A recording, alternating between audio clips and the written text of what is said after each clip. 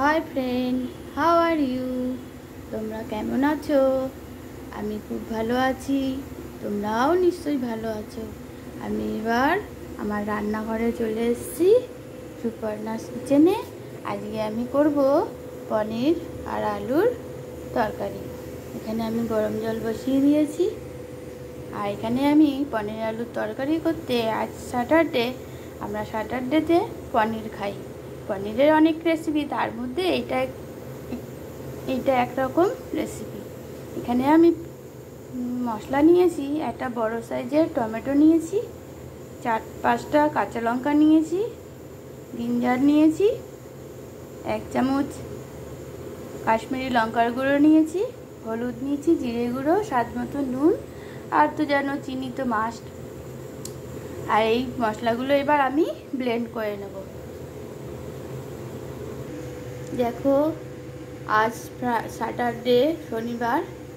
আমরা শনিবারে সর্ষের তেল ইউজ করি না, তাই আজকের পনির রান্নাটা আমি রিফাইন তেলেই করব। এখানে আমি তেল নিয়ে নিয়েছি। এবার একে একে এর মধ্যে একটু নুন আর একটু হলুদ দিয়ে আমি পনিরগুলোকে আস্তে আস্তে ছাড়ব।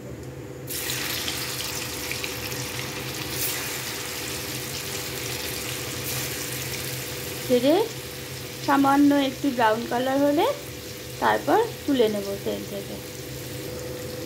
দেখো, পনিরগুলো একটু ব্রাউন কালার হয়ে এসে এবার আমি তেল থেকে তুলে নেব। আর এখানে সমস্ত আলুগুলোকে আমি সেদ্ধ করে নিয়েছি। আলুগুলো সেদ্ধ করে নেওয়াই শ্রেয়। পনিরগুলো আমার ভাজা হয়ে গেছে।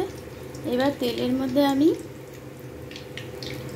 ফোড়ন হিসাবে জিরে দিচ্ছি। জিরেটা ভাজা হয়ে গেছে। এবার আমি 3টে এলাচ আর একটু জাবিত্রী দিয়ে দেবো। আগুনের ফ্লেমটা একটু কম রাখবো।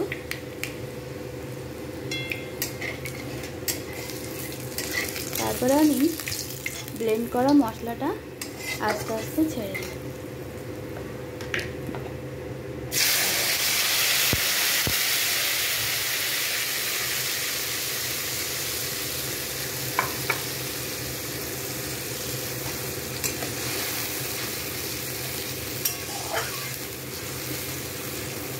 এখন পুজোর সময় তো রান্না এত সময় দিতে পারছি না। আরে অনেক দিন গ্যাপ গেল। এখন পুজোর সময় এখন আমি লেডিস টেলার্সের কাজ করি। তোমাদেরকে পরে একদিন দেখাবো। আজ লেডিস টেলার্সের কাজ করি, পরে একদিন তোমাদের দেখাবো। এই জন্য না রান্নায় এখন সময় দিতে পারছি না। এখন তো খুব চাপ, সামনে পুজো, বুঝতেই পারছো। সবার ড্রেস সবাইকে বানিয়ে দিতে হবে। আর যদি দিতে না পারি তাহলে তো একটা মারও মাটিতে পড়বে না। এর জন্য এখন রান্নায় একটু সময় দিতে পারছি না। চটজলদি সহজ সরল রান্না তোমাদের করে দেখাচ্ছি। তোমরা করে খেয়ে দেখো, আমার মনে হয় একটু হলেও ভালো লাগবে। আমার ব্লেন্ড করা মশলাটা প্রায় হয়েই এসছে, জল ছাড়ছে। এবার আমি ড্রাই মশলাগুলো দিয়ে দেবো।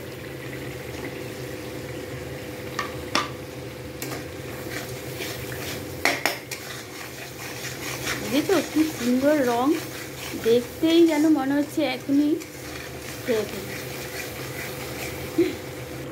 দেখো, মশলাগুলো কষানো হয়ে গেছে। দেখো কি সুন্দর তেল ছাড়ছে, একদম লাল, খাবো খাবো মনে হচ্ছে। এবার আমি পনিরগুলো আস্তে আস্তে ছেড়ে দেব, যাতে পনিরের ভেতরে পুরো মশলার মিক্সচারটা যাতে ঢুকে যায়। তোমরা এরকম করে পনির কষাও, নিরামিষ পনির কষাও তৈরি করতে পারো। এটা দুইভাবেই খাওয়া যায়। এটা হচ্ছে নিরামিষ। দেখেছো কি সুন্দর লাগছে। এরপরে একটু কষানো হয়ে গেলেই আমি আলুটা দিয়ে আবার একটু কষাবো। আলুগুলো দিয়ে দিলাম। এবার আলুটা দিয়েও একটু কষাচ্ছি।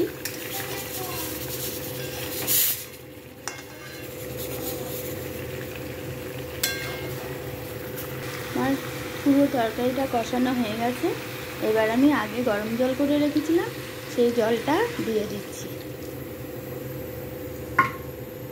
একটু ফুটে উঠলেই ঘি আর গরম মশলা দিয়ে আমার পনির আলুর তরকারি রেডি। তোমাদের যদি আমার এই রান্নাটা সহজ সরল পদ্ধতি যদি মনে হয় তোমরা করে দেখো।